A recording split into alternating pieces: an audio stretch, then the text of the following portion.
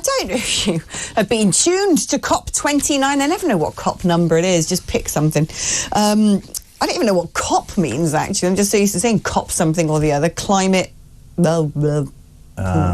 Should we make something up? Doesn't even know what COP actually means. Complete obfuscation of priorities. There you go. Conference of the Parties. Yeah, still none of the wiser. Conference of the Parties. Yeah. What parties? Shouldn't it have an N for nonsense? Anyway, I don't know. Anyway, it's been COP29 over in Azerbaijan, and as per usual, the man running it has been trying to sell fossil fuels. They do that every time. It's quite hilarious. Everything they wanted to discuss has not really happened. It's all fallen rather flat, to be honest. Been a bit of a damp squib. And not only did a load of people not bother turning up because, they're increasingly realising it's nonsense. An 11th hour proposal from a UN climate summit to channel $250 billion to developing nations has fallen far short of the $1.3 trillion they needed to cope with climate change. Let's speak to Andrew Montford about this and old Millipede's latest scheme and his net zero expedition, which is to bring back the controversial boiler tax. Andrew Montford is, of course, the director of Net Zero Watch. Hi, Andrew. Hi, Alex. Let's start to cheer ourselves up, shall we, talking about COP29. Because apparently it's been branded one of the worst. I mean, apart from us sending about 500 odd people on private jets out there to do the some part of naff all, nothing seems to have agreed, nothing much negotiated, no one really turned up, and from the offset it was just a nonsense because the guy running the show was trying to strike up oil deals. Yeah, I mean, the COP process obviously has been running for 29 years, and the impact has been declining pretty much every year since they started. I must say, I have noticed that they don't seem to go to such lovely places anymore. They used to go to Rio and to Bali and places like that, Kyoto. Now they've gone to Baku, and yeah, I guess nobody wants to go there quite as much, so half the people don't turn up. Baku. I think it looks quite jolly, to be honest. It's not quite as glam as Bali, though, is it really? So yeah, I think a lot of people haven't bothered to go, and I think the process is running out of steam. They're not achieving anything, and I think a lot of people across Europe are realising that the wheels are coming off the climate change bandwagon, and you want to be the first off the bandwagon because then you don't look like you were egging it on. I think there's going to be a lot of fingers pointed in a few years' time saying, who knew that this was going to be the economic disaster that it has become. And yeah, if you've got off the bandwagon early, you'll probably be able to hide more effectively. What I don't understand is when they come up with this idea, apparently, the UN Climate Summit wants to give $1.3 trillion to countries to help them cope with climate change. Vulnerable nations include Kenya, Uganda, Malawi, etc. I kind of think what might help them a bit more is if we allowed them to use fossil fuels to industrialise. Yeah, that's right. Giving them fossil fuels, that's the cheapest way for them to industrialise and improve the lives of their people. If we try to get them to use renewables, as environmentalists think we should, then they're going to have less power and less of the good things that electricity supplies bring, like refrigeration and TVs and all that sort of thing. So yeah, it will make their lives worse. And nobody actually is falling for this in the developing world. They just want some money. I mean, people say this. The whole process is about taking money from poor people in rich countries and giving it to rich people in poor countries.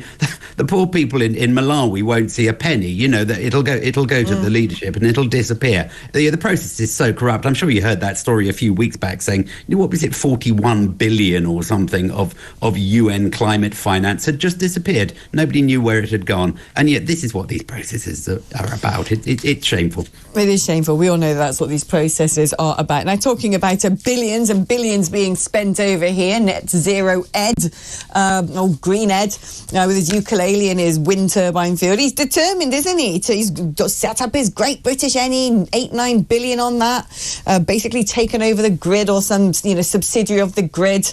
Don't know so much about renationalising energy and fossil fuel companies, energy companies. Don't think he's going to be getting away with that, but he has decided to revive controversial plans for a boiler tax. This is a proposal to essentially impose huge fines on boiler manufacturers if they fail to meet his targets for installing heat pumps. And industry sources have said that these targets are absolutely unachievable. The Conservatives had to scrap the plan this year after the sector warned it would add 120 to the cost of a new boiler. The thing is, people have had boilers for a long time. Boilers go on the blink. They can be pretty dangerous things when they do, but people need to heat their homes. They need hot water. Need to be able to draw a bath, boil a kettle, whatever it may be, and have some gas central heating if that's what you run by. And yet, if someone's boiler goes on the blink and the cost of it goes up again when they're expensive already, we're in trouble. Yeah, absolutely. I think that the thing that Ed Miliband will find here is that, he may be able to find people. If it puts £120 on the cost of a boiler, well, that's still going to leave it way, way cheaper than a heat pump or a heat pump of equivalent output. So he's probably not actually going to see a huge gain from this. And people can see, people know now that heat pumps are more expensive to run than gas boilers. And, they cost a lot more to install. And, once you get onto things like installing all the insulation you need to make a heat pump feasible, they're way more expensive. So he's not going to get any benefit from this, but he is probably just going to hurt some people along the way. He's put so many costs onto people already. Adding another £120 like that is really, adding insult to injury. Again, it's an appalling way he's behaving. He just doesn't care about the poor people of this country. No, I don't. But Russell, have you ever come into contact with a heat pump? Have you ever seen one? Do you know anyone who's got one? Have you had one installed? No, they're quite niche, I think, as far as the property development house building world are concerned. They're very, very expensive. Here's something interesting. The last government apparently set a target of installing 600,000 heat pumps a year by 2028. Right. Do you know how many were installed in 22-23? Right, 7. 7, a bit more than that, but not many. 18,000. So we're a little bit off target. 600,000 to 18,000. Now, it might be that as per the government consultation, actually, which I think you're just talking about, the government consultation, it says here, Mr Miliband's department acknowledges that a majority of those responding to his consultation on the issue did not at all support the target, and that several suggested that the target was completely and utterly unachievable. So this is Miliband doing this, clearly without any mandate whatsoever. Right, no mandate, no clue how to orchestrate it. Just no clue. No clue. Andrew, tell me about heat pumps. I've never met one. I've come across them. I know people who have them. I think the thing that you have to take away is that a heat pump will do some of your heating. You'll probably need a secondary source of heat for cold days, and there are all sorts of issues. What is it? Is it like? Am I being stupid? Because I genuinely don't even really know what it is. It's like a geothermal thing. It goes into the ground. You get. There's two kinds. There's air source heat pumps which actually don't burrow into the ground. They just take heat out of the air. And there are ground source heat pumps where they're taking heat out of the ground. And it seems like magic. It's essentially a fridge working in reverse. So you put in 1 unit of electricity and you get out 3 units of heat or thereabouts, which seems absolutely miraculous. It's great. And the problem is, though, that electricity is 4 times the price of gas. So that gain is more than cancelled out. So they're more expensive to run.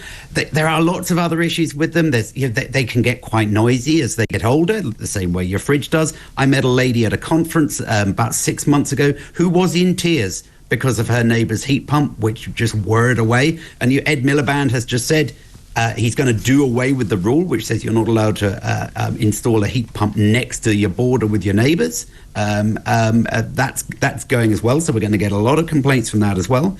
There's other problems like the grid won't take them. The wires under the streets aren't big enough to take the power surges that you get from heat pumps. So the 600,000 figure you just quoted, absolutely ridiculous. It just isn't going to happen. There are not enough engineers to install them. It goes on and on and on. Heat pumps. I'm going to take heat pumps and put it in the same little box as HS2, which is by the time these things actually get rolled out, we'll have discovered nuclear fusion. I think that's most likely. Well, exactly, yeah. Andrew Montford. By the way, while I've still got it, before we go to break, what exciting news, though, that we're actually going to be developing nuclear fusion. Big technology. We've got more places in the UK. I think Germany's got 3. I think we've got 3 now, potentially 4, investigating nuclear fusion and that sort of technology. I think that's really good news. It's very exciting, but I think it'll take a while. Well, probably before the full rollout of heat pumps. Andrew, thank you ever so much, Director of Net Zero Watch.